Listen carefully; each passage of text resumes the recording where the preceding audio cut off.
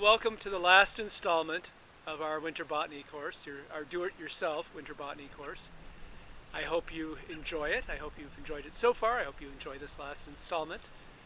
You'll see that it's gotten a bit colder and I don't have any shame. I've got my big polar mittens on. The other thing that you might notice is, besides the fact I have big mittens on, is the fact I'm in a different place. I'm actually up at PS21, which is property that's adjacent to Crellin Park, and both the people of the town of Chatham and the people of PS21 would like you to realize that you can actually walk between them. You can make a larger hiking circuit by including both properties. And so this installment is a little bit meant to draw you out of Crellin Park and bring you up here to PS21. So most of the, almost all the trees and plants that we have in this installment are up here on PS21 land. So this installment is a little bit of a mishmash. It includes some trees that I just forgot or overlooked telling you about, or I wanted to make sure I got in. So there's a scattering of trees. I also wanted to introduce you to some of the types of woody plants that you find along hedgerows, along the edges of fields, places like this. Now, some of those are trees you've already met. So, for example, there's a lot of black cherry in an edge like this, because you can imagine the birds arriving, eating the cherries, going off, sitting on the fence, pooping, and you end up with this dotted line of cherries down the fence. But there are some other shrubby plants that are typical of hedgerows, typical of edges, that I want to introduce you to. Some of those are non-native, and I think it's interesting, I think, to think about the non-natives, not just as invasives that we have to control, perhaps, but also as plants that were brought in for certain reasons that people wanted to have them. So why were they brought in? When were they brought in? What role do they play ecologically now? So a little bit of that introduction to exotic plants. So in this installment, I will be flagging with this bright green flagging tape. So if you remember, the first time out I used sort of hot pink, second time out I used a yellow, and the third time around it's going to be the bright green. Now those flaggings from the first and second installment are still up through the end of February, and you can come, and if you haven't done those already, you can do everything all at one fell swoop. It might take you a while, but you could try that. So this will be the last installment. I hope you enjoy it. One of the reasons that I wanted to do this was to just hopefully introduce a few more people to some of the textures in our landscape. I've mentioned this before, but when you look out over this landscape here, you'll see a smattering of different kinds of forests. What happens when you walk into those? Yeah, sure, there's trees, but what sort of trees are they? What do they tell you about how old that forest is? What do they tell you about where that forest is on the landscape? And so by meeting some of the trees, learning their personalities, being able to recognize them, I'm hoping that when you walk out into this landscape, you'll be able to appreciate it a little bit more. And maybe with that appreciation will come a little bit more empathy and compassion for the nature around us. Okay, let's move on.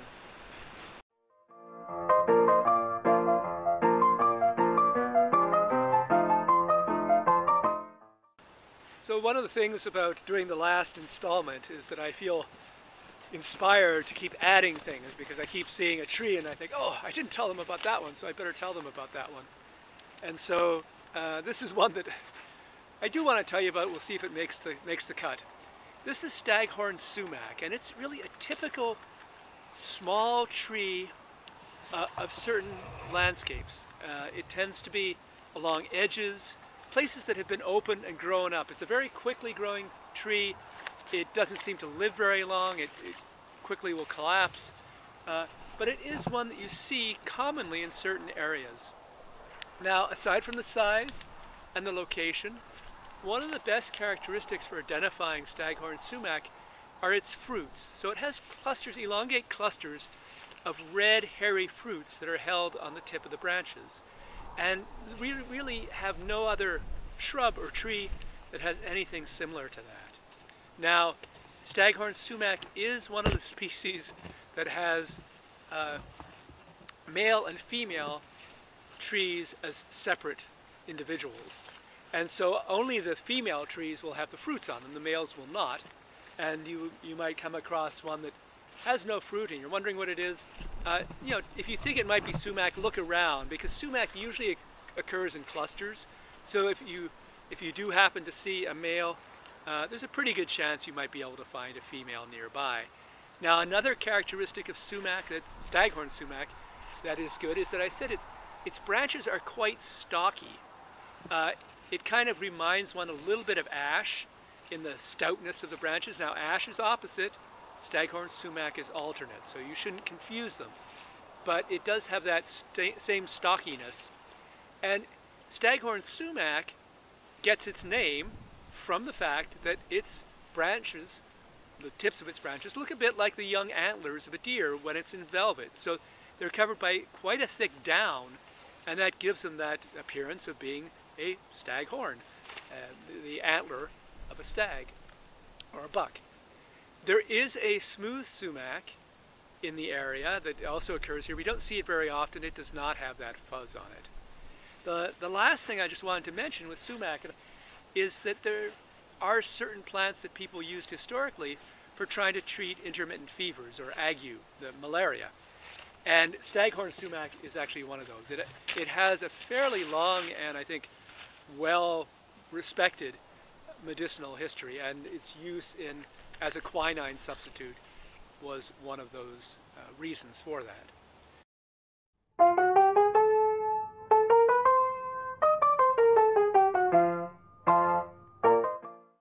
This is willow. It may be black willow, but I'm not going to try to identify it any further than that. But I think it is important that you are able to identify the willows, because again, they're a tree that's typical of certain habitats, and they're actually pretty easy to identify as a group. So one of the things, first of all, you approach it, it's clearly alternate, no doubt about that. Habitat will help you here, because willow in our area almost always are around wetter areas. So this one, although it's out in the middle of the field, in some ways it's right around a little low spot, a little drainage pond. So that's one of the things. Willow tends to be multi-trunk like this. It tends to be kind of loose, I guess I would say, in the sense that it will have branches or trunks that will fall down, and then they'll keep growing. If you picture, one of the places that it grows most commonly is along creeks. And of course you got the ice coming through and knocking over the trees, and you got floods and things like that. So it has to be a resilient tree that can fall over, root again, break, root again. Just that's its lifestyle. That's what works for it. So just the general body form and the location are going to help you somewhat identify willow.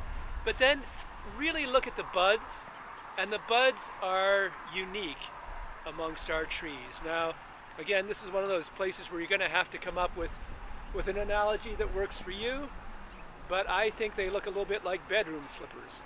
So basically, they have one scale. If this is the branch, the bud has one scale that kind of covers it up as it lies against the branch, and that smooth single scale gives the bud a very neat appearance that's very typical of willow. So study the picture of the buds, and this one will really help you.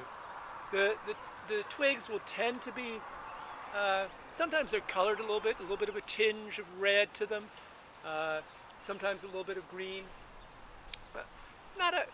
I wouldn't say that's a definitive characteristic, but it sometimes helps.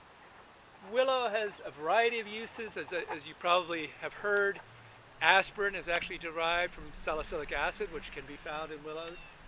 The other way in which willow is used a lot takes advantage of that fact that I mentioned, that it will root from a branch. So if I were to cut off a branch like this and stick it in the ground in a place that stayed relatively moist, it would probably root and take hold.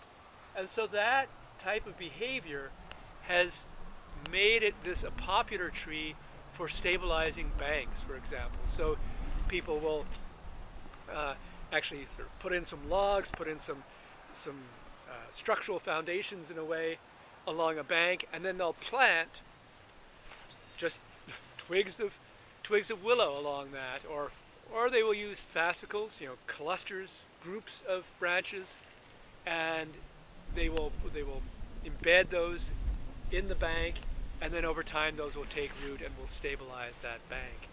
You know, another way in which this suppleness of willow has been used by people is in basket making, because it is something that you can kind of weave almost. It's a wood, but you can make almost like a wicker out of it for basketry.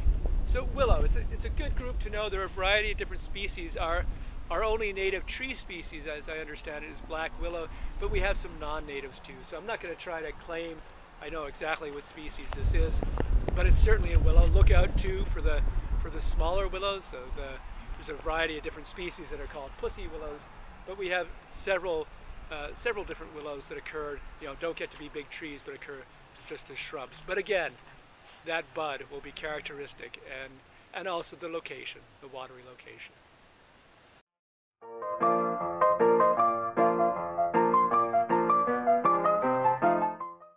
So this tree is a little bit quirky in the sense that it's not super common.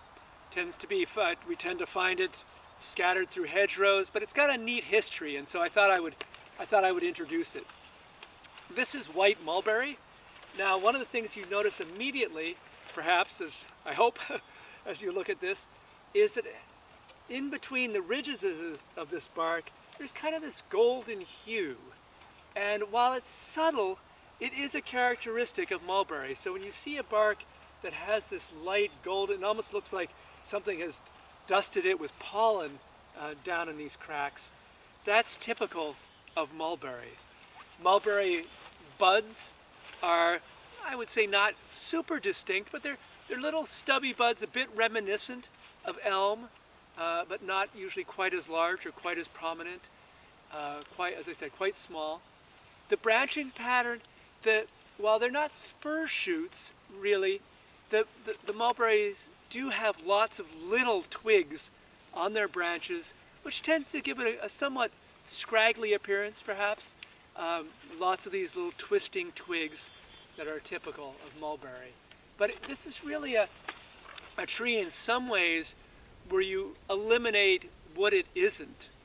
It has alternate buds and branches, which doesn't help you all that much. But this golden-hued bark, those small round buds, and the location, being around the edges of a farm, for example, and somewhat the structure of this spreading tree with lots of little twigs on it, that certainly is a good hint you're looking at mulberry. And the reason that you might want to look at mulberry, were two reasons really. One reason is that it actually produces really nice fruit. So if you haven't had a mulberry, they're worth having. They look like essentially like a blackberry almost, but they don't have they're sweeter. They're a different flavor. This is not related particularly to blackberries. The fruits kind of look the same. The wildlife love them, so you can often pick out, or I wouldn't say often, but you can sometimes pick out from a distance where you have a mulberry tree in fruit, because it'll be just hopping with wildlife, with birds, for example, or even squirrels love to eat them. One of the other reasons that I think it's kind of neat to be able to pick out the mulberries is because the history, the human history behind it. So back in the 1830s, the country was growing. People were looking for whatever ways they could to make money agriculturally. It was the time of the sheep boom, 1830s, 1840s. What could really give a boost to American agriculture? And the thought was, well, we can produce silk. So, as you know, silk had long been produced in Asia, and it was very popular in the world market, quite expensive, and so it was realized that, well, the basis of silk production is the silkworm, the silk moth. The caterpillar of that is the so-called silkworm. Silk is made from the fibers that the caterpillar uses to make its cocoon, and what those caterpillars feed on are mulberry. And so there was this big push in the 1830s to convince people that they should go into growing mulberries and producing silk. And the people who made money supposedly on that were the people who grew and sold the mulberry trees because it was thought to be the hottest thing on the market. Sold a lot of them, they made a lot of profit. The business itself never took off, probably in part because the mulberry tree did not grow quite as well as was perhaps expected in this climate, but more likely too was that actually producing silk is not so easy. It's quite a time-consuming undertaking, requires some skill, and we just did not have the background and the workforce that would allow it to really take off. And so it never, there was, so far as I know, very little domestic silk production ever occurred. And by the end of the 1930s, the 1830s, by the end of the 1830s into the 1840s, that boom had faded away, and the relics that you have left behind are the occasional mulberry tree scattered around our farms.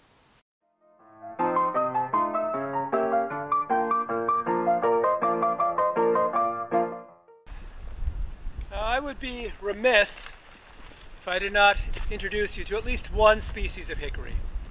And this is perhaps our most typical, or easily identified at least, hickory. This is Shagbark Hickory, for obvious reasons. I mean, it has these large flakes, long, elongate flakes coming off it, and that goes all the way up the tree, gives it a very scruffy appearance.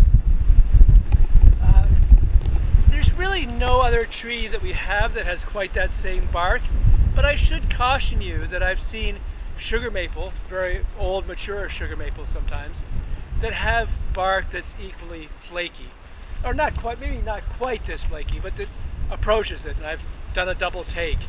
So if you remember, here's something to think about. How could you easily tell apart a Shagbark hickory and a mature shaggy sugar maple? Well, this is alternate leaved, and the sugar maple has opposite leaves and opposite buds and opposite branches. So this is a hickory that one tends to find in somewhat moisture situations in some of our other hickories. Hickories are an important component of some of our forests, so there's what are called oak hickory forests, where you've got oaks and hickories. And that's generally thought of as a more southern forest type. So here in the county, we're right on the margins. We have some northern hardwoods, we have some oak hickory forest, and hickories are a component of this sort of more southern forest type. So Shagbark hickory is one of our, I would say, 3 common types of hickory. One of the other types we have is bitternut hickory. I've seen a few of them or a couple of them at least, along the western fence here at PS21. That has a very typical yellow, sulfury yellow end bud, or buds in general actually. They're wizened, they're kind of leathery, very distinctive, worth seeing, but that's the bitternut hickory. And then Shagbark hickory, as I've mentioned, you've got the shaggy bark, and then we have what is called pignut hickory. Some people actually divide that into 2 species. For simplicity's sake, I don't. But that's a hickory that has a much tighter bark than this, but has buds that are somewhat resembling those of Shagbark hickory. Now, the buds of Shagbark hickory are quite globular. They're relatively big. I mean, this is an exaggeration, but they're relatively big, and they're noticeably wider than the twig. And so if you look at the ends of the twigs on a Shagbark hickory, you'll see that you have these big swellings essentially on the end, which are the end buds. The pignut hickory has similar looking buds, but they're not as big. They're closer to the thickness of the branch itself. Hickory woods in general are good for firewood, and I think have been used also in general construction. I think they're pretty solid. We have probably at least one other type of hickory. We've got a mockernut hickory, but that's sort of the southwest part of the county. We don't see that too often. One of the things to do when you get to a hickory is to look for hickory nuts. And Shagbark hickory nuts are quite easily identified by their husks. So if you picture it, you know, all the hickory nuts they've got an outer husk on them, and then inside of that outer husk you have the nut itself. In Shagbark Hickory, the husks are quite thick and corky almost. And if you have a little bit of imagination and you want to think, you can actually, they float pretty well, and you can picture putting a mast in them, and they'd be quite a solid little boat going down a stream. But none of our other hickories, well, none of our other common hickories at least, have a husk that's that thick. So if you look at the husk of the pig nut or the bitter nut, it's a much thinner sort of outside crust. The nuts of Shagbark Hickory are actually pretty tasty. So if you want to sit around the fire with your nut forks and your nut cracker and spend some time at it, you could actually get a nice little treat from Shagbark Hickory.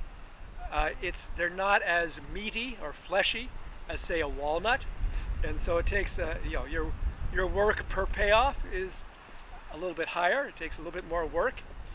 One of the ways that I believe Native Americans prepared them, and it makes sense, it's actually a nice, easy way to do it, is when you take the husk off, but then you pound the nut in water, and then you strain it. And so basically what you do is you end up with a nut milk, where you've taken the parts of the shell and the fibrous parts of the flesh that has been filtered out, and you end up with a nice sort of nut milk.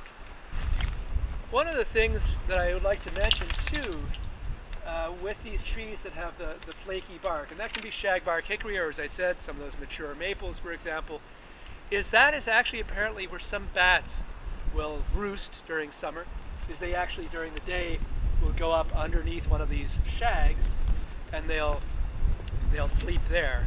And so when you talk about bat conservation, it's actually important to think about how you can maintain mature shagbarks, mature sugar maple, some of these trees that have the flaky bark that provide important habitat, strangely enough, to bats.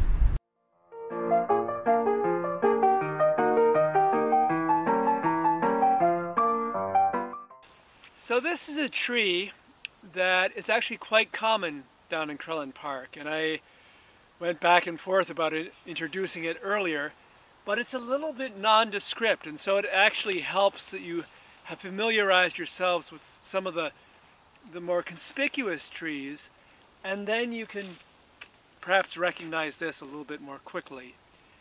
This is American elm, and it tends to occur in moistish areas. Now, not swamps by any means, and this is not a particularly good example, but you do find it down in floodplains or in areas where the soil is at least moderately moist. The bark is somewhat just standard issue tree bark. Flaky, a little bit rough.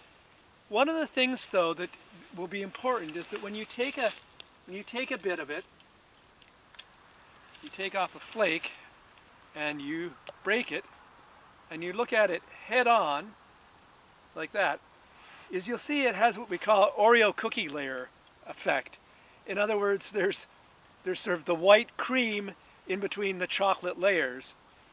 You have this light dark layering in the bark, and that's typical of American elm, but it only really is typical, or it only really helps you in comparison with slippery elm, which I'll show you, which has a slightly different pattern. So that's not, the bark is not really so great in terms of identification.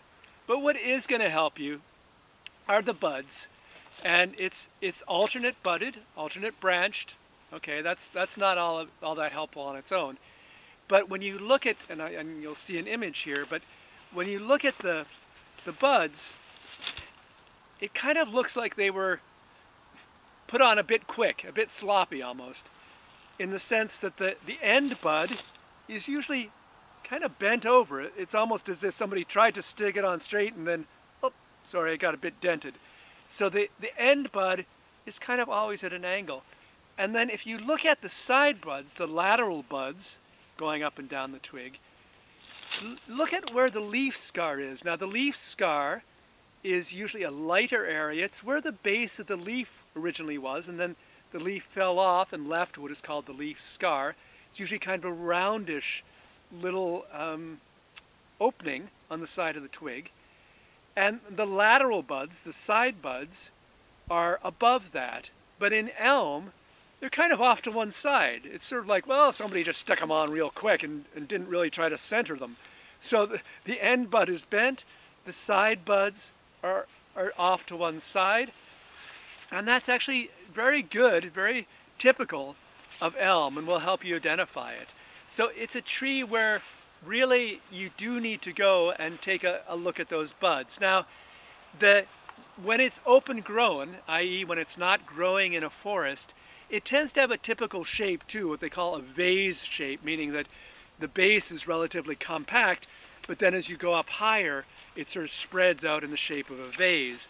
Now that will help you in identifying them when you're looking at some, say, in a field or something like that, but in a forest, they're often just straight up trunks that you don't really have that vase shape to them. One of the reasons you may have heard about elm is Dutch elm disease.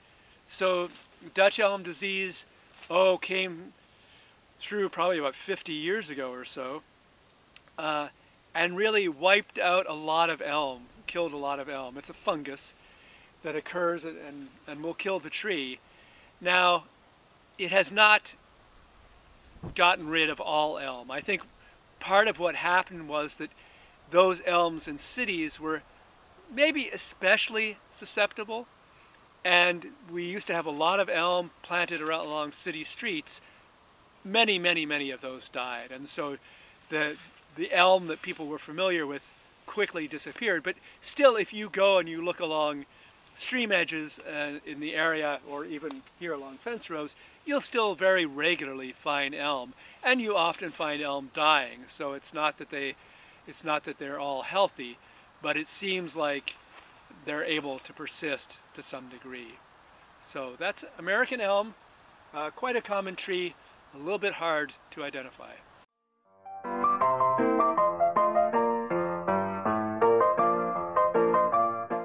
All right, this is a fun member of our hedgerows.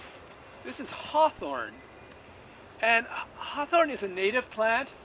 It's amazing how many different species there are, and I'm completely incapable of telling them apart.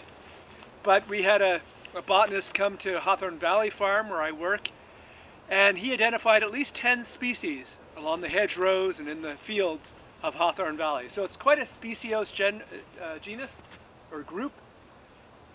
Hawthorn is, I would say, sort of unusual in the sense that so many of our thorny old field invaders are not native, but this is a native one, as I said. So hawthorn, when you approach it, needless to say, the thing you're going to notice most are those thorns. And there are some dandy thorns. These are, probably 1.5 inches, 2 inches long. Really strong thorns. We don't have any other plant really that is quite as thorny as that. Maybe a honey locust to some degree, and the locusts to some amount. But they're larger trees. This is a smaller shrub. You have those large thorns on it.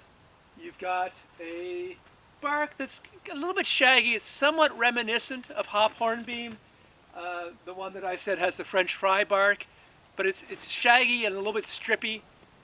So that's one thing to look out for. Now the buds are rounded and reddish, and what I think of is kind of the cartoon illustration of what happens when you bash your thumb accidentally with a hammer. Maybe it ends up looking like a hawthorn bud. So anyway, they're alternate. The buds, the branching is alternate. During the right time of year, this will have a nice set of flowers. It's in the rose family, so they've got somewhat rose-like flowers. They form the haws. In other words, once those flowers turn into seeds, you've got the haws, or they almost look like the rose hips, a little berry-like structures that wildlife love. So this is hawthorn. We find it scattered through the forest sometimes, and one of the things that I think it tells you is that there was probably grazing in the forest or along the edge, because of the large thorns here, a lot of livestock do not like to eat it. And so if you're in a forest and you happen across some hawthorn, you're probably, chances are, you're in secondary forest. Now, probably about a fifth of the on-farm forest, maybe more even, in the early 20th century and the late 19th century was being grazed. So just because you find hawthorn probably tells you it was grazed, doesn't necessarily mean it was completely open. But this is an indicator of, I would say it's an indicator of livestock pressure now, or past livestock pressure. Now, one interesting question that I just want to leave you with is, okay, you know, livestock, cows, horses were brought over here by the Europeans. Hawthorn evolved in North America. What were these thorns trying to deter? Who were the herbivores that were coming to chomp on this that prompted the evolution of these thorns? And I don't have an answer to that, and it's easy to make up some just so stories, but just something to think about. Who were the creatures that were stumbling around this landscape, munching on things, and prompting over the eons the evolution of such thorns?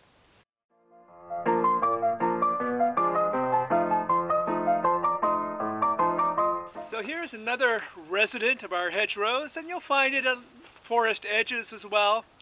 It's a non-native. This is European buckthorn. Now, European buckthorn has been around as a non-native for a long time. It's not one of these recent arrivals. Chances are, been some people looking at this, chances are it arrived in the late 1700s probably.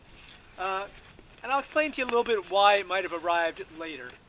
But when we get to identification of this, well, one of the things you'll notice is that the bark looks a little bit like black cherry. It's got this dark color, flaking color. It doesn't flake in chunks or pieces that are quite as big as black cherry. It tends to be a bit smaller flakes. So not the large tortilla chips, the small tortilla chips. It tends to have a slightly more frazzled appearance. It has shorter branches or shorter little twigs coming off of the branches, and so you get a slightly more frazzled, a slightly more scraggly appearance. One of the things, as I said, that you do when you first approach an unknown is you ask, is it opposite buds or alternate buds? Opposite branches, alternate branches. And the answer to that question for European buckthorn is yes. In other words, it is both opposite and alternate. And this is something where at first you can think, oh, well, this is just useless then, it's very confusing. But in fact, it's really about our only woody plant, that truly you can find branches where you go, oh yeah, for sure, that's opposite. And then you find other branches where you go, oh yeah, for sure, that's alternate. So if you're seeing these both on the same tree, that's actually a good indication that you're looking at European buckthorn. Doesn't tend to be a very big tree, tends to be kind of spreading like this, especially when it's out in the open. It does have thorns, although not like hawthorn. The thorns on buckthorn tend to be at the ends of the branches in between. So when you look at it, at the ends of many of these twigs, you've got what look like two very opposite twigs coming out either side, and right in the middle is where you find that thorn, and it's sometimes a bit longer. But you see those thorns right in the middle. Sometimes the branches, some of the branches on the sides get a little bit thorny as well. It doesn't have those clean, almost medieval looking thorns of hawthorn, but it does have, it is a pointy plant, and likewise, like hawthorn, that has probably helped deter browsing. Now, another thing that may have deterred browsing to some degree is related to what I was saying about why this might be in our landscape. Now, the name of European buckthorn scientific name is Rhamnus cathartica. So if you think of cathartica or catharsis, you can imagine what happens to you when you eat the berries. It really kind of cleans your system out. And it was perhaps brought initially to this country for those medicinal purposes. Now, I think it also appears to have been used in hedgerows as an ornamental, and that's probably where it really got its foothold. But the thought is that perhaps it first arrived as part of the pharmaceutical trappings that the early Europeans brought with them, the botanical pharmaceutical trappings. So the buckthorn, perhaps because of those chemicals, deters somewhat the browsing. Those thorns will certainly deter browsing, and so it tends to be a tree or a shrub that comes up in areas that are grazed, and you'll see it around old farms, you'll see it around old houses. It does have blackberries, blackish looking berries, which a lot of wildlife seem to do just fine eating. So just because something makes us sick doesn't mean that all wildlife gets sick too. One of the last things I wanted to mention with European buckthorn are these short shoots, short twigs that are coming off the branches here, the center branches here. And I would call these spur shoots in the sense that they are, as I said, these short spurs that are coming off. If you look at them, there is a whole series of bud scars along them. They don't grow very fast. Each year some more leaves come out of them. And so they end up having this texture that almost looks like, well, perhaps corrugated tubing, or I might think of a rather rough and segmented caterpillar, something like that. But this is characteristic of many of the twigs on European buckthorn. Now, if it's growing quickly, you might get longer shoots. You sort of can see that a little bit here. Longer shoots with more separated buds. But many of the side twigs are going to be these spur shoots, and that's going to give the whole tree this kind of pointed, almost thorny appearance. But that's another good aspect of European buckthorn gestalt that might help you. Now, you probably can't see this very well, but I just wanted to give you a little bit of a prompting to keep your eyes open as you're walking along edges like this or along any type of forest, and realize that there are patterns that you'll see from a distance. So if you look down this hedgerow, what you see is there's some red in it that you don't see in other parts of the hedgerow. And that could just sort of perk your curiosity. Now, there's a little bit of a saying amongst botanists of botanizing at 55 miles an hour, which means that you're driving along pointing out plants as you're going down the highway. Now, that's not necessarily the safest thing to do, and I'm not going to encourage you to do it.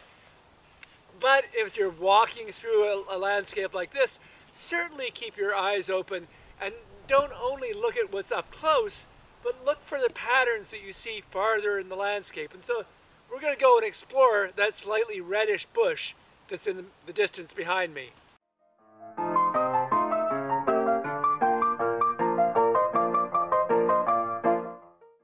So this is a tree I wasn't sure if I wanted to include or not, but I think I will for very practical reasons, and that's because it's becoming a lot more common in our landscape, and it might be something you might want to think about controlling depending on what sort of a situation you're in.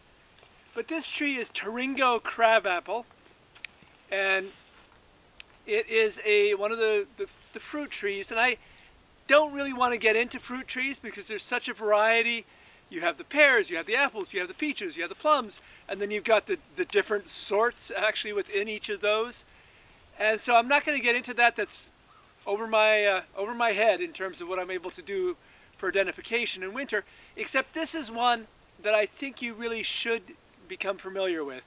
So this one, a couple of different things you can look for. It's alternately budded, and one of the typical things with this, I was talking about the spur shoots on the European buckthorn. Well, this one also has what you might call spur shoots, except they have many fewer buds on them. There are many fewer leaf scars. And as a result, they don't have that corrugated tubing type appearance. They really look as though they look a bit like the thorns of hawthorn, except with buds on them. So the thorns of hawthorn do not have buds on them, but these little short twigs coming off the sides here do have buds on them, and that's typical of this. The tree has a slightly reddish tinge as you get near the ends of the branches, and that's only accentuated by all these little red fruits on it. So these are the crab apples, these tiny, small little fruits here. When they're ripe, and fresh, they're often kind of a golden yellow color. But just this small size, that you have them this small, basically I would say the size of a small pea, that is unique in our crab apples. So you have a lot of them, and they're that small size, and they come off in these little collections, these little sort of florets that are on these spur shoots. And so even once the birds have come through and picked off and eaten the little berries, you have the stalks of these berries still protruding from those little spur shoots. And what it looks to me is almost as if you had fireworks going off on the tips of these branches, because you have these sprays of stalks, some of which end in berries and some of which don't. But this is Toringo Crabapple, and the reason that I want to bring it up is that it has been expanding. It's not a native plant. It has been expanding tremendously in our county recently, I would say over the past 20 years or so.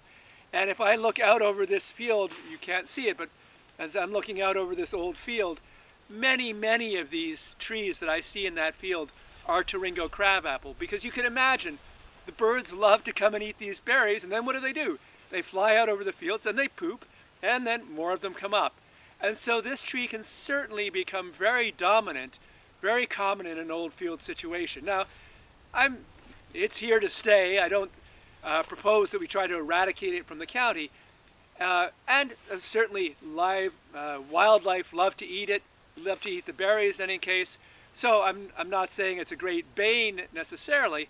However, if you're in a situation where you want to keep a field open, or you want to have it go in a certain direction, keep an eye out for these. They have come into the pastures of some farms we know, and they really they grow quite rapidly, they spread quite far, so it's certainly a tree to keep an eye out for. And I would not recommend, if you have the option, I would not recommend that you think about planting it. It's very scenic, it's very ornamental, it's pretty, that's probably why it got here, but it just can really take over. So Toringo crab, one to know and maybe one to be a little bit cautious about.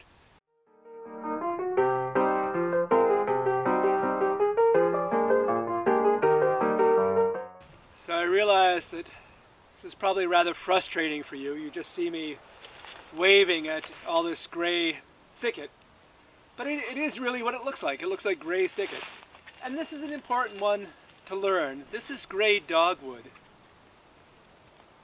Now, I mentioned as you approach a woody plant, one of the first things you do, you've heard me say this numerous times, is you try to look at whether the buds are opposite or alternate.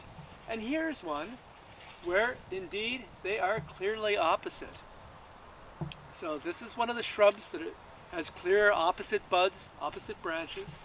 It's not a maple, it's not an ash, which is what it, as we talked about when we were talking about trees, if it's a high canopy tree and it's opposite, probably in our area, chances are it's a maple or ash. However, once you get into the shrubbery, there are some other opposites that come in. And one of those are the dogwoods. And this is dogwood. Dogwoods, we have several different kinds. They're all native here. And most of them are opposite. So there is a forest tree. The flowering dogwood has those beautiful big white flowers, and it does occur naturally, especially in the southern part of the county. But as we're talking about hedgerows and old fields, gray dogwood is our most common dogwood.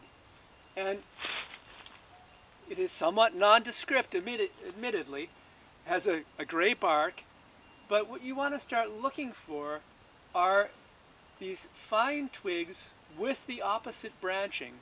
Now, the twig tips, this is typical of dogwood, and once you've looked at a few different kinds of dogwood, you'll cue in on it a little bit. The twig tips tend to be reddish, kind of a reddish brown, sometimes a bit more burgundy, but that's typical. Now, our other dogwood species will tend to be even redder, and some of them will have a fairly bright reddish orange stalk to them, and that redness will go back down the trunk further. But gray dogwood, the center, the trunk or the stalk is generally gray, but the branch tips are this brownish, reddish color. The buds of gray dogwood, and actually of some of our other dogwoods as well, are a bit wizened. So they're a bit skinny. They're not what you'd call a full bud. And you'd almost look at them and say, oh, this shrub must be dead, when in fact that's just the way they are. They're very thin, quite compact buds, at least at this stage. These will produce nice flowers, so the flowers come off the tip in a splay, and they will then transform into the berries, which are white in gray dogwood, and it's quite a show. So they're definitely conspicuous when they're in flower and when they're in fruit. But here the birds have, if this one even flowered, the birds have come through and eaten those all off long ago. So gray dogwood is really one of our most common old field plants. So when a field gets abandoned and woody plants start to come in, you'll often find gray dogwood. It's also a clonal plant, and what that means is that really, although you may see several stalks coming up out of the ground here, those really are all one plant, and really they're connected underground. You can sort of picture that the trunk of the tree is underneath the ground, and these are just the branch tips that are sticking up. Of course, there is no trunk under the ground, but there's an interconnected set of roots, all one plant, and these individual shrubs are coming up from that. And so that seems to help the plant spread across the landscape, because not only does it spread by the fruit that the birds might disperse, but it sends out, the individual plant sends out these shoots that then can come up throughout the landscape.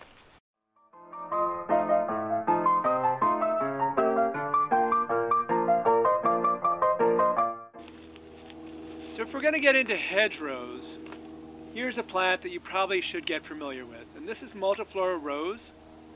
It's a true rose. Now, here in the Northeast, we've got at least a couple of native species of rose. We have marsh rose and we have pasture rose. Multiflora Rose is not a native species, but it's probably our most common rose. As you approach it now, to determine whether it's a rose, I mean, if you're at all familiar with roses in gardens, as you look at those thorns, there's sort of a very typical wide-based, quite sturdy thorn of many of our roses. So those thorns up and down the branch will be typical. One of the unique characteristics of Multiflora Rose are its tiny hips. So in spring, these are very beautiful in spring. They have lots of tiny rose-like flowers, kind of a pinkish, whitish color. And when those turn into fruits, you get these clusters of little rose hips, and the hips themselves are a little bigger than a BB. Now, our other roses do not form these clusters of tiny hips. They have much bigger hips. So when you're seeing a rose in a hedgerow like this, and you're seeing all these tiny reddish hips, it's going to be Multiflora Rose. Multiflora Rose was brought to the United States probably mainly as a erosion control in the 1930s, and also as a living fence. So as you can imagine, farmers would appreciate the idea of having a fence that's self-perpetuating and self-repairing. These are thorny, they can grow very thick, they deter livestock from going into them, they deter livestock from browsing on them. All well and good, except they don't stay in the fence row. And so actually, as I stand here, I can see one that's out in the field a bit more. Basically, what happens is that in pastures, as you can imagine, a bird will come and eat these hips. Fine, it's good food. They will fly off, deposit those seeds someplace else. The rose starts to grow up. The cattle find it, but yeah, you know, it's got all these thorns, and so the cattle don't eat it. And so it can actually become quite a pest in pasture situations. Recently, it has been hit quite hard by rose rosette virus, and that has probably, at least in some parts of the county that we know, has knocked them back maybe 50% or more. So they seem to be receding. I don't have the feeling that, unlike Toringo crab, I don't have the feeling that these are really taking off across our landscape. they're more, as is typical of some of our older non-native species, they're kind of settling in. They're not probably going to disappear completely from the landscape, but they're probably not going to be as common as they once were. So yes, we like to demonize the invasives, the invasive plants, and no denying they can have profound ecological effects and are sometimes definitely worth controlling. But Multiflora Rose is also an example of a very beneficial plant for some wildlife. The rose hips, birds will certainly eat them. If you go and you look for birds' nests along a hedgerow, you'll often find them nestled down into Multiflora Rose because they form great shelter. Right below me, I know you can't see it, there's a whole string of rabbit tracks running up and down this hedgerow, and certainly one of the reasons the rabbits are in where you have Multiflora Rose and other thicket is because they're trying to find protection from there was just a big raptor circling here, and I'm sure that those rabbits would be a lot worse off if they didn't have plants like Multiflora Rose to provide them with protection. You'll also find, sometimes in those birds' nests, you'll find that the mice come in and they build their own nests in those birds' nests, and then they will go out and they'll collect the hips, eat the hips, and you'll end up with like a teacup, essentially the bird's nest, looking like a teacup, full of the rose hip remains that the mice have brought in and eaten there. Now what you're most likely to confuse Multiflora Rose with are some of our blackberries and raspberries. And they're both thorny, they grow together right in this cluster here. There are intertwined Multiflora Rose and blackberry and raspberry. But there's a couple of different things that are going to help you tell them apart. One is that actually, although the thorns are similar in where they occur up and down the main stalk, and they're sort of a similar size, those of Multiflora Rose tend to be a little bit stockier. The bases tend to be wider. They're often a different color. They almost look like they were attached after the fact to the stalk of a Multiflora Rose. Whereas those of our blackberries and raspberries are a little bit more delicate, a little bit more spiny. However, a clear way of telling them apart are the buds. So if you look, they're both alternate, but if you look at the buds of Multiflora Rose, they tend to be relatively small bumps almost along the stem of the Multiflora Rose. They're often reddish, they're often sort of a contrasting color to the stalk. If you look at the buds of our blackberries and raspberries, they're quite prominent and they're sticking out away from the stalks, and they almost look as though they're encased in small leaves. I think the scales are just rather loose, and they give it this kind of scruffy appearance. Of course, one clear distinction between the two is that you're not going to find rose hips on blackberries or raspberries. Now there are perhaps a few still wizened old raspberries here, but they're very dry, very woody looking, and most of what I see are just the bases of where the fruits originally were. By and large, the fruits of the raspberries and blackberries don't hang around long enough that you're going to find them during winter.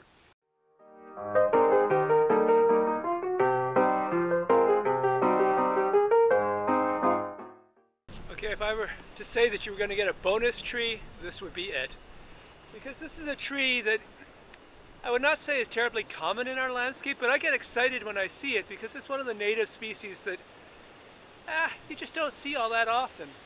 This is slippery elm. Now, I think you would probably be able to get it quickly to elm if you understood what American elm looks like. It has those same buds. It has a somewhat similar bark. It's an alternate budded. It has, if you remember, those sort of crooked buds. The end bud is kind of bent over. Side buds aren't put on straight, so to speak. So that would hopefully get you to elm relatively quickly. Now, there's a couple of things that are going to get you to slippery elm, and one of them is if you take a piece of the bark and you break it off and you look at it side on, it's not got that Oreo cookie light, dark layering. Instead it has solid chocolate truffle. So it's just a solid sort of creamy brown color. That's typical, excuse me, that's typical of slippery elm. The other thing that you would notice, and this is not something I'm going to recommend at a publicly used tree during COVID, but it's something you could do at your own house, around your own house, or at a place out in the woods where you happen to see it. But if you were to take one of these branches and break it off, and then you were to just chew it, just sort of macerate it. You don't want to, I'm not saying that you want to get into your mouth and chew it all around, but you just take your molars and you clamp that down on the edge there. Then what you'll find when you rub it between your fingers is it's actually kind of soapy. It's glibbery. And that's where slippery elm actually gets its name. It has that mucilaginous consistency when you start chewing on it. And it has actually a quite developed medicinal history with that mucilaginous substance, that sliminess, thought to help with respiratory ailments and also thought to help with throat ailments. I've not tried it, but you can, I believe, still buy slippery elm extract to treat some of those types of problems. Now, one of the things that you'll see on this tree, which is also true on the American elm, but does help you identify it as an elm, is that you'll sometimes see at this time of year that there are big flower buds dotting the twigs. And so if you look at this tree and you look at all the individual branches, they're actually dotted with large blotchy buds. Now those are the ones that are going to develop into flowers come spring, and really no other tree has quite that same array of flower buds at this time of the year. The red maple will have its flower buds, but they're more clumped. They're not so nicely arrayed along the twig. So that's just a characteristic of elms, both American and slippery elm. And as I said, this one happens to be slippery elm.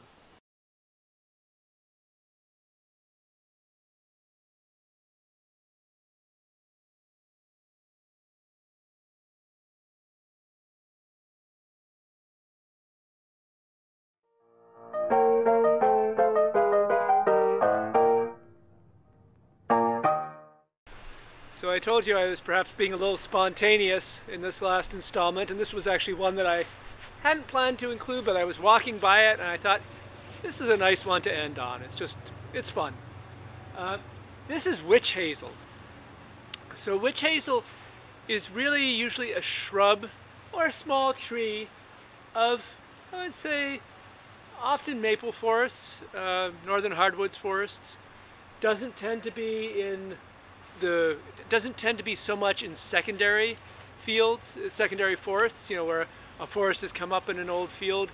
Don't tend to find it so much. So this one is actually just peeking over the fence from an older forest into this field. So one of the characteristics of witch-hazel is that it's an autumn flowering species. You don't really have any other woody plants, native woody plants at least, that I can think of, that flower in the autumn. So this one flowers in the autumn, so as its leaves turn sort of a golden yellow late in the year, then its yellow flowers come out. Very delicate flowers. They have very long, skinny petals, beautiful, about yay big around. But still, even now at the beginning of February, you can see the bases of these flowers from earlier in the year. So it's really one of the only plants where you're going to still find those flower traces, not fruit traces, but actually flower traces still left. The plant is alternate, so its buds, its branches come out in an alternate formation. One of the things is that it has what's called a naked end bud, and that means that there aren't these almost turtle-like scales. Instead, what you see is essentially what looks like a somewhat shriveled, leathery leaf. And that's typical of witch-hazel. It also occurs on some other plants as well, but that's a good clue. And then what tends to happen, and it's a little bit hard to see sometimes, but the leaf scars actually are kind of little swellings up and down the twig, and so you get this it almost makes the twig look like a zigzag. It almost looks like it's got these very tight zigzags in it because you have a bud scar here and a bud scar here and a bud, so it looks like it's going zigzag, zigzag, zig, back and forth. There's a train in the background, in case you're wondering why it sounds like my stomach is rumbling. I'll just try to plow ahead, and hopefully that train will pass. One of the few woody plants where you can walk into a drugstore and request to buy some is witch-hazel. It's still produced commercially. My understanding is there are groves of it. I think it's produced in Connecticut. And the bark and the roots are used to make an extract that's witch-hazel. And that's used as a tonic to sort of soothe wounds and things like that. And you still find it. You still find it, and it has a long history of use. There are some domesticated witch-hazels, some of which flower in spring just to keep you on your toes. But this is our native witch-hazel. Come autumn, one of the things that will happen, not only might it flower, it might explode or shoot off its seeds. So there are little, again, kind of like a large pea in this case. The nuts, the fruits you might say, are dry, and they occur along the plant, about yay big.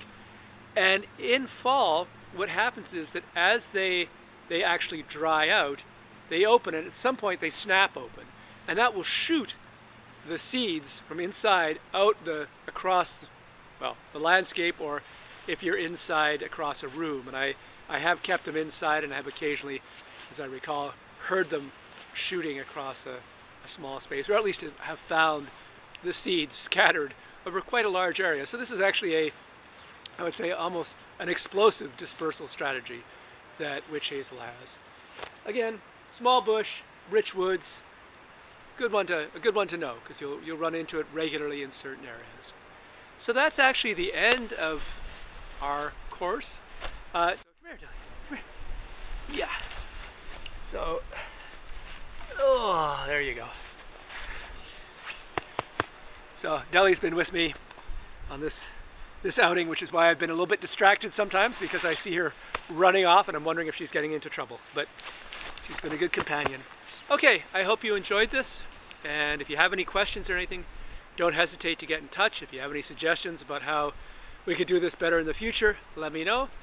Else, I hope you've made some new friends. Thanks.